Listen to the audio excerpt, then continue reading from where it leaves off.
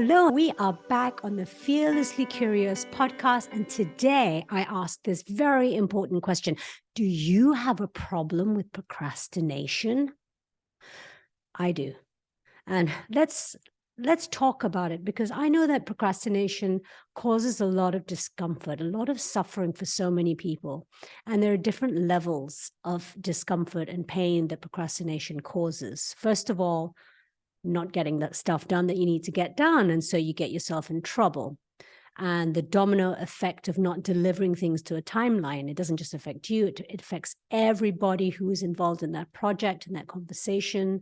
Everybody gets involved. Everybody is affected. And then, of course, there's the other repercussions of that, which is your guilt, maybe the shame that you feel.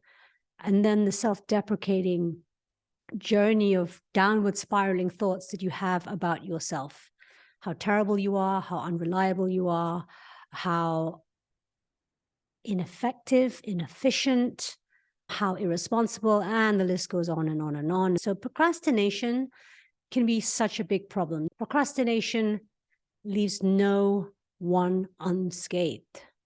So today we're going to flip the switch on procrastination. 5 really simple tips.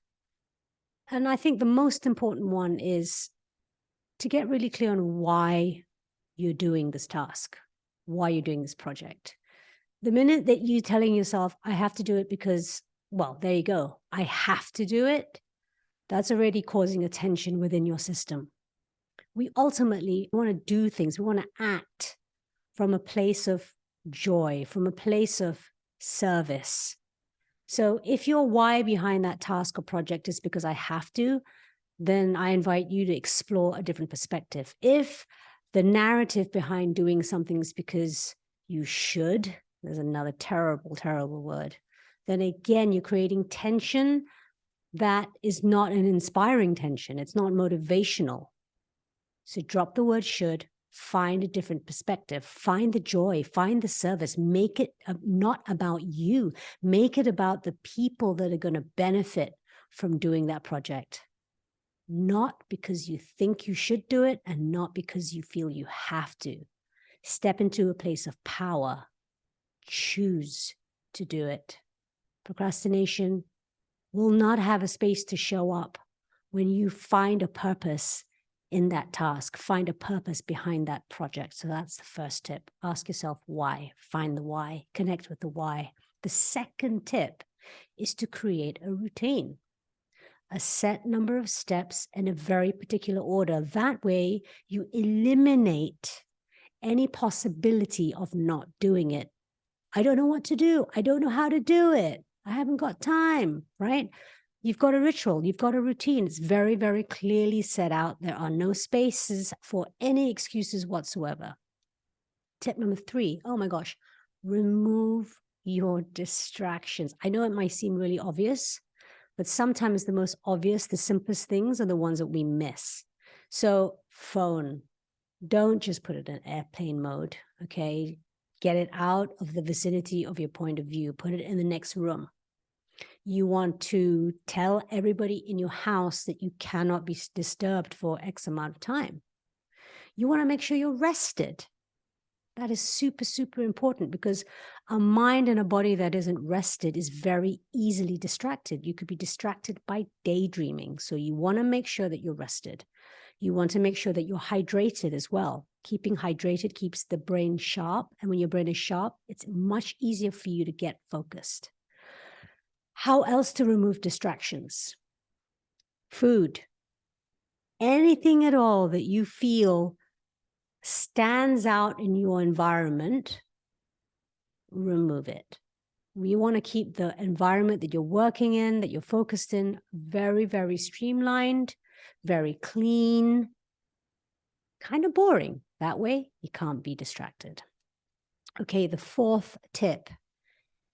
You've got to take breaks, okay? It's really, really important to take breaks. Why? Because most of the time when we're hyper-focused on something and working really hard, especially when it's something that maybe doesn't come naturally to us, it's very easy for your system to go into autopilot, to go into this automated mode. So when you take scheduled breaks, then you give yourself an opportunity, first of all, to move your body, shake up the system, and also focus back on your breath. Because when we are hyper-focused, we tend to breathe very shallow. And when we breathe very shallow, our body, our system is not getting any oxygen. And that's when we can start to get tired, eyes get heavy, concentration can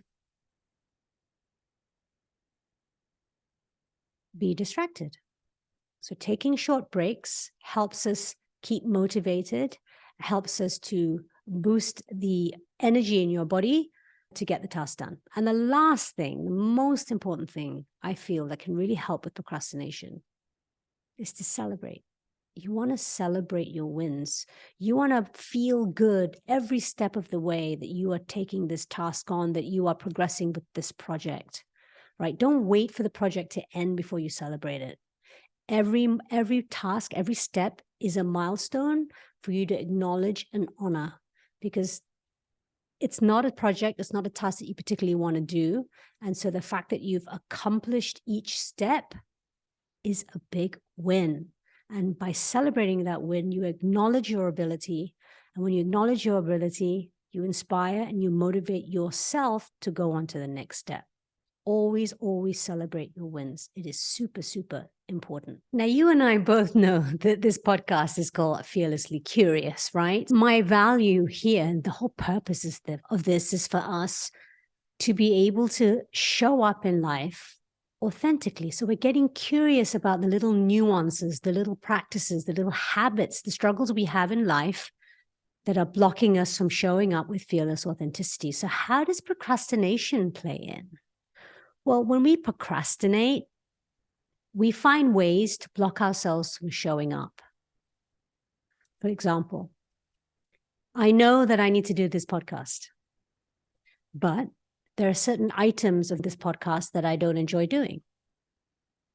And so when I focus on what I don't like, I'm uninspired. And so I procrastinate the recording process. By procrastinating, I run back on my timeline and I've kind of sabotaged my purpose because I'm not focusing on my why. I'm focusing on the stuff that I don't like. In order for me to show up authentically, in order for me to show up for you in this Fearlessly Curious podcast, I incorporate those 5 tips. Yeah.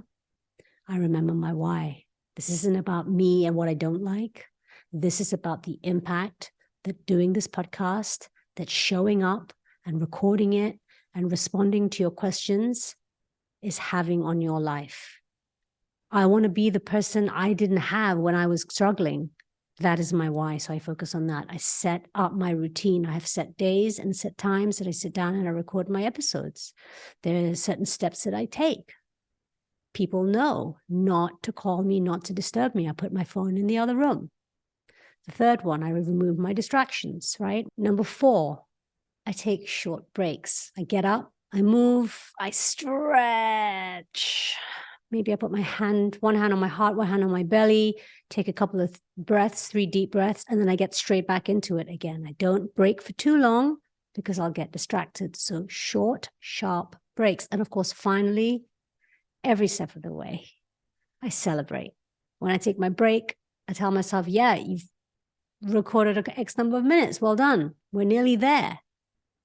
And I definitely celebrate big time every time I finish recording an episode because I naturally feel good. It actually releases endorphins in my body because I feel so good that I completed the very thing that in my mind I created a whole difficulty over, and I would have been so close to can't even say the word. That's hilarious. So yes, that is how, if we don't know about the tools and incorporate the tools that help us navigate procrastination, then it's going to get in the way of us showing up with fearless authenticity to be the person you're meant to be, to deliver the message that you're here to deliver. So if you have a problem with procrastination, these are 5 tips for you to incorporate in your life to flip the switch on procrastination. Don't forget to let me know if you found this helpful, but far more importantly, make sure you share this so people who are really struggling with procrastination can flip the switch live with more passion, and show up with fearless authenticity. See you on the next episode.